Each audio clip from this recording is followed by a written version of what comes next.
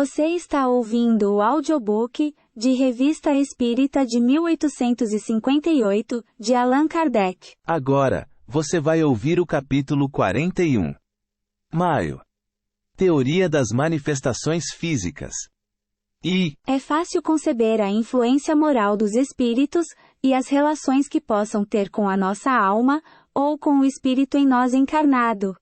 Compreende-se que dois seres da mesma natureza possam comunicar-se pelo pensamento, que é um de seus atributos, sem o concurso dos órgãos da palavra. Já é, entretanto, mais difícil dar-nos conta dos efeitos materiais que eles podem produzir, tais como os ruídos, o movimento dos corpos sólidos, as aparições e, sobretudo, as aparições tangíveis. Vamos tentar dar a explicação, segundo os próprios espíritos e segundo a observação dos fatos. A ideia que fazemos da natureza dos espíritos torna à primeira vista incompreensíveis esses fenômenos. Disse que o espírito é a ausência completa da matéria, e pois, que ele não pode agir materialmente. Ora, isto é errado. Interrogados sobre se são imateriais, assim responderam os espíritos. Imaterial não é bem o termo, porque o espírito é alguma coisa. Do contrário seria o nada. É material, se se quiser, mas de uma matéria de tal modo etérea, que para vós é como se não existisse. Assim, o espírito não é uma abstração como pensam alguns. É um ser, mas cuja natureza íntima escapa aos nossos sentidos grosseiros. Encarnado no corpo, o espírito constitui a alma. Quando deixa, com a morte, não sai despojado de todo o envoltório. Dizem-nos todos que conservam a forma que tinham quando vivos. Realmente, quando nos aparecem, em geral, é sob a forma porque os conhecíamos. Observem-los atentamente, no instante em que deixam a vida. Eles se acham em estado de perturbação. Ao seu redor tudo é confuso. Veem o próprio corpo, inteiro ou mutilado, conforme o gênero de morte. Por outro lado, veem-se e sentem-se vivos. Algo lhes diz que aquele é o seu corpo, mas não compreendem como podem estar separados. O laço que os unia ainda não está, pois, rompido completamente. Dissipado esse primeiro momento de perturbação, o corpo se torna para eles como uma roupa velha, da qual se despojaram sem pesar, mas continuam a se ver em sua forma primitiva. Ora, isto não é um sistema. É o resultado de observações feitas com inúmeros sensitivos. Poderemos agora nos reportar ao que nos contaram de certas manifestações produzidas pelo Sr. Home, e por outros médiuns do mesmo gênero. Aparecem mãos que têm todas as propriedades das mãos vivas que tocamos, que nos seguram, e que se desfazem repentinamente. Que devemos concluir disso? Que a alma não deixa tudo no caixão. Leva algo consigo. Assim, haveria em nós duas espécies de matéria. Uma grosseira, que constitui o envoltório exterior. A outra sutil e indestrutível. A morte é a destruição, ou melhor, a desagregação da primeira, daquela abandonada pela alma. A outra se destaca e segue a alma que, assim, continua tendo sempre um envoltório. A esse envoltório, denominamos perispírito. Essa matéria sutil, por assim dizer, extraída de todas as partes do corpo a que estava ligada durante a vida, conserva a forma daquele. Eis porque todos os espíritos são vistos, e porque nos aparecem tais quais eram em vida. Mas essa matéria sutil, não tem a tenacidade nem a rigidez da matéria compacta do corpo.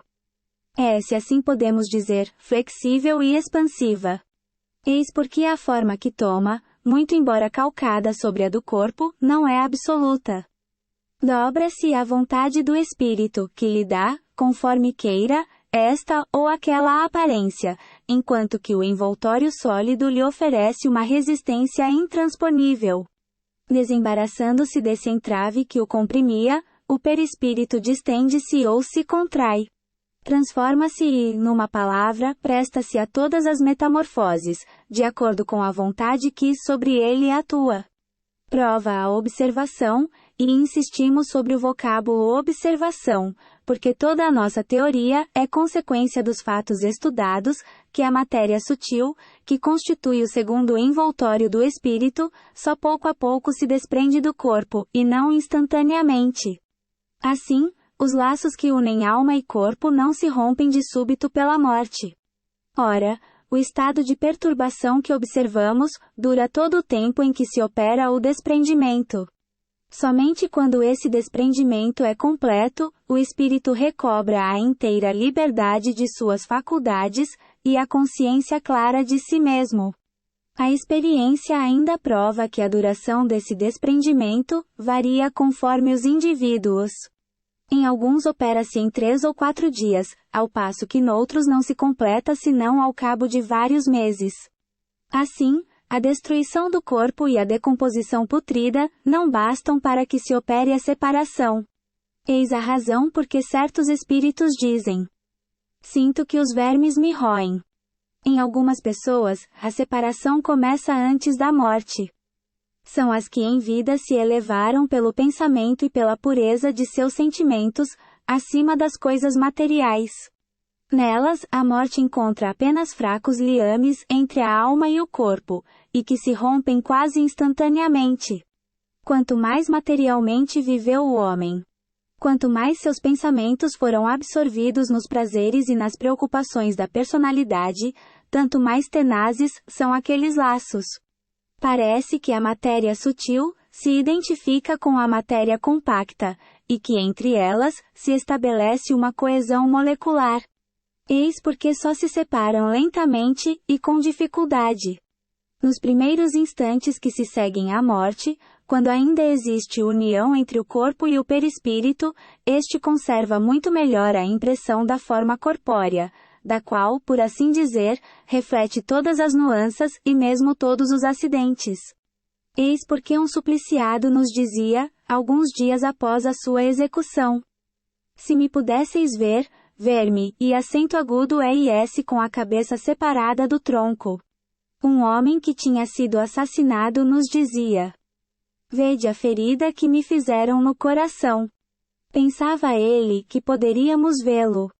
Estas considerações, conduzir-nos-iam ao exame da interessante questão da sensação dos espíritos, e de seus sofrimentos. Falo-emos em outro artigo, a fim de que aqui nos limitemos ao estudo das manifestações físicas.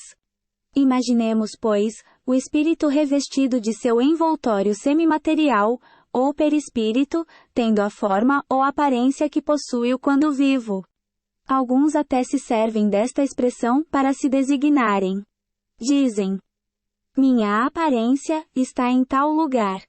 Evidentemente são estes os manes dos antigos. A matéria desse envoltório é suficientemente sutil para escapar à nossa vista em seu estado normal, mas não é completamente invisível. Para começar, vemo-lo pelos olhos da alma, nas visões produzidas durante os sonhos. Mas não é disto que nos queremos ocupar. Nessa matéria eterizada, pode haver uma modificação. O próprio espírito pode fazê-la, sofrer uma espécie de condensação, que a torna perceptível aos olhos do corpo. É o que ocorre nas aparições vaporosas. A sutileza dessa matéria lhe permite atravessar os corpos sólidos, razão por que tais aparições não encontram obstáculos e porque tantas vezes desaparecem através das paredes. A condensação pode chegar ao ponto de produzir a resistência e a tangibilidade. É o caso das mãos que podemos ver e tocar. Mas essa condensação, e esta é a única palavra de que nos podemos servir, para dar uma ideia, embora imperfeita, de nosso pensamento, esta condensação, íamos dizendo, ou ainda essa solidificação da matéria etérea, é apenas temporária ou acidental, porque esse não é o seu estado normal. Eis porque em um dado momento, as aparições tangíveis nos escapam como uma sombra. Assim, do mesmo modo que um corpo se nos apresenta em estado sólido, líquido ou gasoso, conforme o grau de condensação, assim a matéria etérea do perispírito pode aparecer-nos em estado sólido, vaporoso visível ou vaporoso invisível. Veremos a seguir como se opera essa modificação.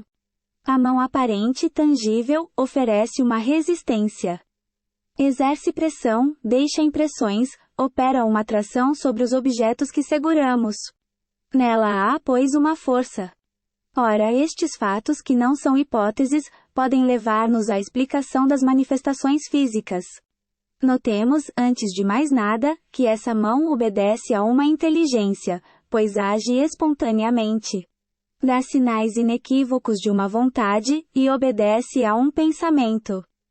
Pertence, pois, a um ser completo, que só nos mostra essa parte de si mesmo, e a prova é que produz impressões com as partes invisíveis. Os dentes deixam marcas na pele, e produzem dor. Entre as diversas manifestações, uma das mais interessantes é, sem dúvida, o toque espontâneo de instrumentos de música. Os pianos e acordeons são aparentemente os instrumentos prediletos. Este fenômeno é explicado muito naturalmente, pelo que precede. A mão que tem a força para apanhar um objeto, também pode tê-la para fazer pressão sobre as teclas e fazê-las soar. Aliás, por diversas vezes vimos os dedos em ação, e quando a mão não é vista, vêem-se as teclas em movimento e o fole a distender-se e fechar-se. As teclas só podem ser movidas por mão invisível, a qual dá mostras de inteligência, tocando áreas perfeitamente ritmadas e não sons incoerentes. Desde que essa mão pode enfiar-nos as unhas na carne, beliscar-nos, arrebatar aquilo que temos na mão. Desde que havemos apanhar e transportar um objeto, assim como nós o faríamos, também nos pode dar pancadas, erguer e derrubar uma mesa, tocar uma campainha, puxar uma cortina, e até mesmo nos dar uma bofetada invisível. Perguntarão talvez como essa mão, no estado vaporoso invisível, pode ter a mesma força que no estado tangível. E por que não? Vemos o ar derrubar edifícios, o gás lançar projéteis, a eletricidade transmitir sinais, o fluido do ímã levantar massas. Por que a matéria etérea do perispírito seria menos poderosa? Mas não a queiramos submeter às nossas experiências de laboratório e às nossas fórmulas algébricas. Principalmente pelo fato de havermos tomado os gases como termo de comparação, não lhes vamos atribuir propriedades idênticas, nem computar sua força do mesmo modo pelo qual calculamos a do vapor. Até agora ela escapa a todos os nossos instrumentos. É uma nova ordem de ideias, fora da competência das ciências exatas. Eis porque essas ciências não nos oferecem a aptidão especial para apreciá-las. Damos esta teoria do movimento dos corpos sólidos, sob a influência dos espíritos apenas para mostrar a questão sob todos os seus aspectos, e provar que, sem nos afastarmos muito das ideias recebidas, é possível dar-nos conta da ação dos espíritos sobre a matéria inerte. Há, porém, uma outra, de alto alcance filosófico, dada pelos próprios espíritos, e que lança sobre este problema uma luz inteiramente nova. Ela será mais bem compreendida, depois que a tiverem lido. Aliás, é útil conhecer todos os sistemas, a fim de poder compará-los. Resta agora explicar como se opera essa modificação da substância etérea do perispírito. Por que processo o espírito opera, e, em consequência, o papel dos médiuns, de influência física na produção desses fenômenos. Aquilo que em tais circunstâncias nele se passa. A causa e a natureza de suas faculdades, etc. É o que faremos no próximo artigo. Ponto.